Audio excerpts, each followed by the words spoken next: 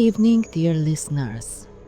I am Lady Novelist, your humble narrator and guide into tales of the heart. Today, I bring you 3 enchanting stories of love, resilience, and the beauty of finding oneself in the arms of another. Each story weaves a tapestry of emotions, blending the bittersweet with the hopeful.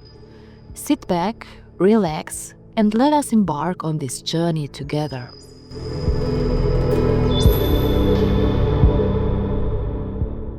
Story 1. The Tattoo.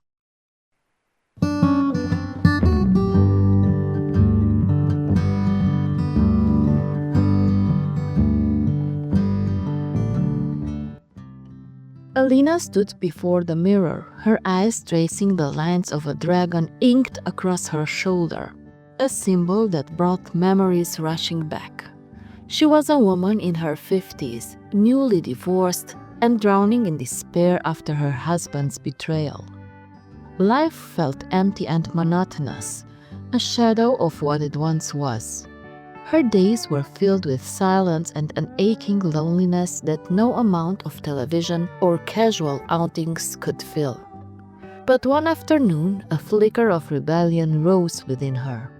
What if I got a tattoo? The idea was absurd. She'd never considered anything so permanent or daring before. Yet something about it felt right. She searched online and found a small obscure tattoo parlor tucked into a quiet alley downtown. The shop was dimly lit, the walls adorned with surreal artwork that seemed to swirl and shift under the faint glow of neon lights.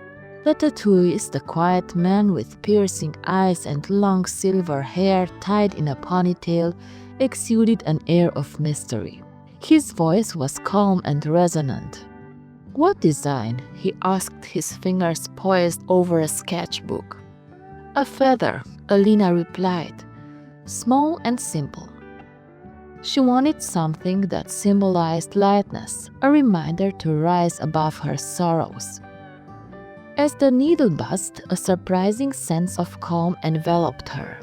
The tattooist worked in silence, his movements deliberate and steady. Alina felt herself drifting off, lulled by the rhythmic hum of her own exhaustion. Dreams crept in, vivid dreams of a golden summer, the laughter of a young man with a mop of unruly curls, and the sensation of being carefree. When she awoke, she was startled to find herself in her bed. The events of the night were hazy, like a distant memory. She hurried to the mirror and froze. Instead of a feather, there was a dragon, an intricate, lifelike design that seemed to shimmer under the light. It was unmistakably the same dragon Alex, her first love, had sketched for her on a napkin when they were teenagers. Alex, who had died tragically at 18 in a motorcycle accident. Tears blurred her vision as memories surged. She could almost hear Alex's laughter, the way he called her Lina with a playful lilt. She remembered their plans to travel the world, the endless nights talking about dreams, and the ache of losing him so young. Alina sat on her bed, tracing the lines of the tattoo with her fingertips. It felt like a message, a connection to the past she had buried under years of routine and sorrow. Alex had always believed in living boldly, in embracing every moment. "What are you trying to tell me, Alex?" she whispered, her voice trembling. Over the next few days, Alina couldn't shake the feeling that the dragon was urging her to change.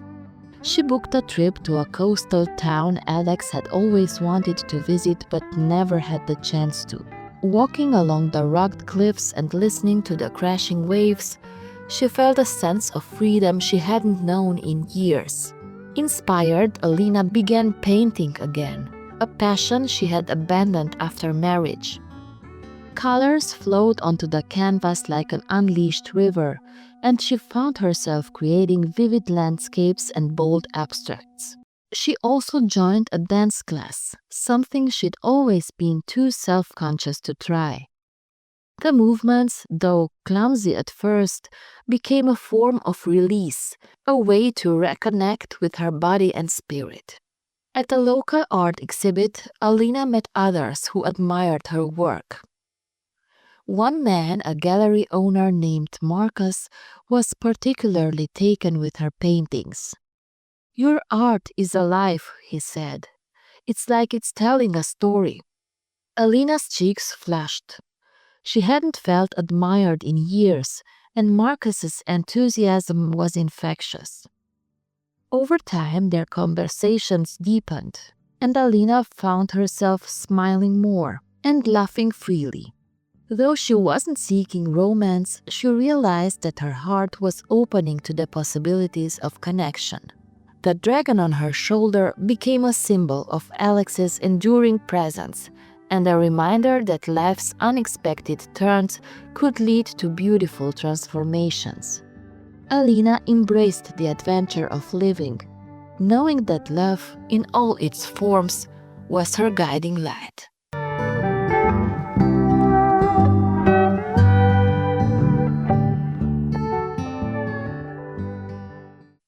Story 2. The Single Mom.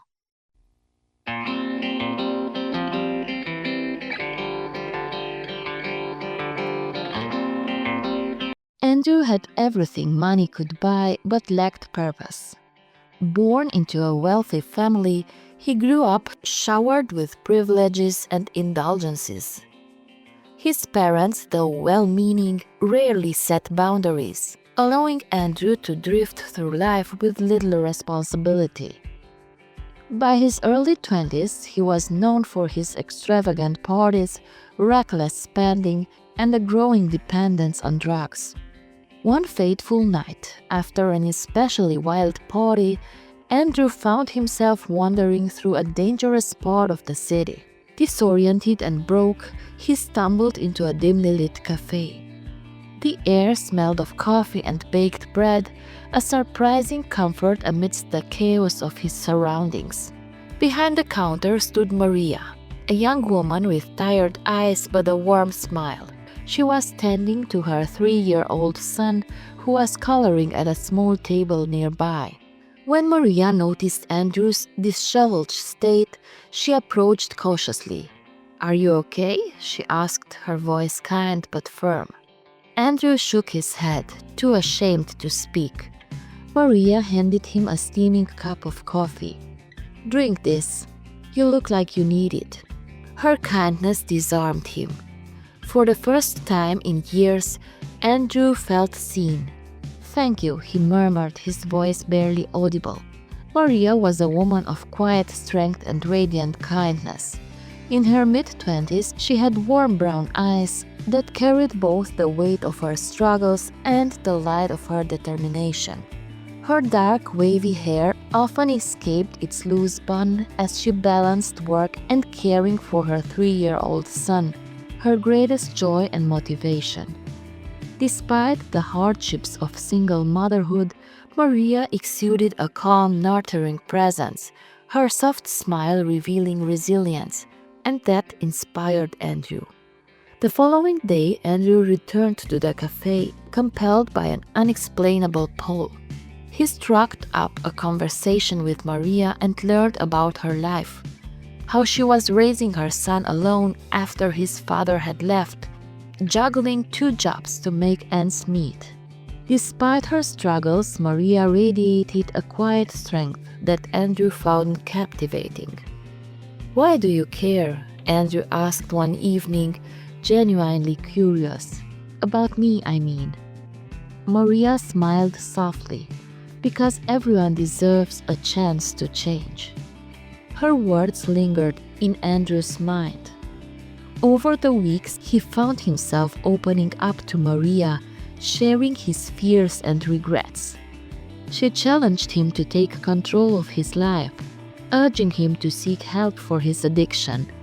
"You have potential," she said one evening as they sat outside the cafe, "but you have to fight for it." Inspired by her faith in him, Andrew checked into rehab. The journey was grueling, filled with moments of doubt and pain, but Maria's unwavering support kept him going. When he completed the program, he took a job at a community center, helping others who were struggling with addiction. Andrew's transformation astonished his parents. Initially skeptical of his relationship with Maria, they soon came to admire her resilience and the positive influence she had on their son. They welcomed Maria and her son into their family, embracing them with open arms.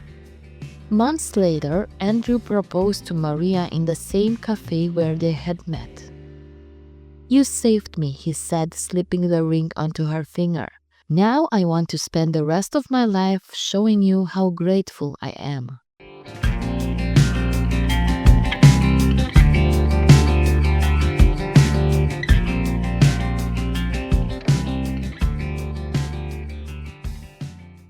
Story 3. The Island.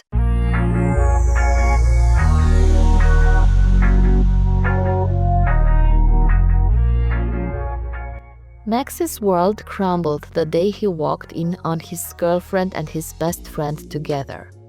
It was a crisp Saturday morning, and he had planned to surprise her with breakfast and a bouquet of her favorite flowers. But as he unlocked the door to her apartment with the spare key she'd given him, his heart dropped. The sound of laughter, intimate and familiar, echoed from the bedroom. His legs felt heavy as he approached, dread tightening his chest. Pushing the door open, he froze. There they were, tangled in the sheets, their expressions shifting from shock to guilt as they saw him. "Max," his girlfriend began, her voice trembling. "It's not what it looks like." "Don't," Max interrupted, his voice cold and steady. "Just don't." His best friend tried to speak, but Max raised a hand, silencing him. Without another word, Max turned and walked out, the bouquet falling from his grasp and landing on the floor in a scattered heap of petals. The betrayal cut deep, leaving him questioning everything he thought he knew about love and loyalty. Unable to face the reminders of his old life, Max packed a bag and booked a one-way ticket to a remote Atlantic island he'd read about in a travel magazine. The island was nothing like the bustling city he'd left behind. Life there was simple but demanding. Max found work as a small guest house, cleaning rooms, repairing fishing nets, and helping with meals. At first, he struggled with the physical labor, his hands blistering and his muscles aching. But the island's raw beauty, its golden beaches, crystal clear waters, and vibrant sunsets, began to soothe his wounded soul. One morning, while helping a group of fishermen haul in their nets, Max met Ada, a spirited young woman with sun-kissed skin and an infectious laugh. She was the daughter of a local fisherman and knew the island's ways like the back of her hand. "You're not from around here," Ada said, eyeing Max's awkward attempts to tie a knot. Max chuckled. "Is it that obvious?" "A little," she teased, "but don't worry, you'll get the hang of it." Over time, Ada took Max under her wing, teaching him how to fish, mend nets, and prepare traditional island dishes. They spent evenings walking along the shore, sharing stories and laughter. Ada's optimism and zest for life were contagious, and Max found himself drawn to her. Ada was the very essence of the island, warm, unpretentious, and as radiant as the sun that bathed her home in gold each morning. Her eyes were a striking shade of green, reminiscent of the emerald water surrounding the cliffs, and they carried a glint of mischief paired with the wisdom of someone who had lived a life close to nature.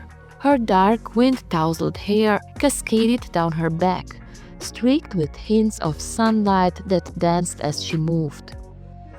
Ada's hands told her story, calloused from years of casting nets and repairing boats, yet gentle when she held a child or tended to the garden outside her father's home. She had an air of quiet strength, her every gesture imbued with purpose, whether she was mending a fishing line or laughing with her father over dinner. But it was her spirit that captivated Max most of all. Ada possessed an unshakable connection to the rhythms of the island, embracing both its beauty and its hardships with equal grace. She was fiercely independent, yet deeply compassionate, always ready to help a neighbor or guide a lost traveler. Her laughter was like the waves, soft, rhythmic, and impossible to ignore. "Why did you come here?" Ada asked one evening as they watched the sun dip below the horizon. "To escape," Max admitted, "but now I think I came to find myself." Their friendship deepened into love, each moment together healing Max's broken heart. When the date of his return ticket approached, Max realized he couldn't leave. The island had become his home, and Ada had become his anchor. In her presence, Max felt both comforted and challenged. Ada's love for the island was unwavering, and her stories about its history and myths made him see it not as a temporary escape, but as a world full of life and wonder. "I'm staying," he told Ada, tearing the ticket in half, "if you'll have me."